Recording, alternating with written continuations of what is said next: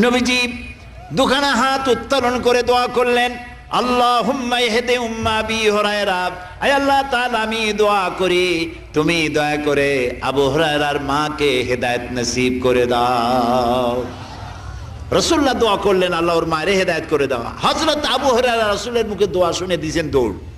পিছন থেকে সাহাবীরা মনে করলেন আবু হুরায়রা দৌড়ায় কেন, জামা টেনে ধরছে পিছন থেকে। জিজ্ঞেস করলে আবু হুরায়রা দৌড়চ্ছ কেন, কোনো বিপদ হয়েছে নাকি? কয় না, কোনো বিপদ হয় নাই, আমাকে ছেড়ে দাও। কেন, কি হয়েছে?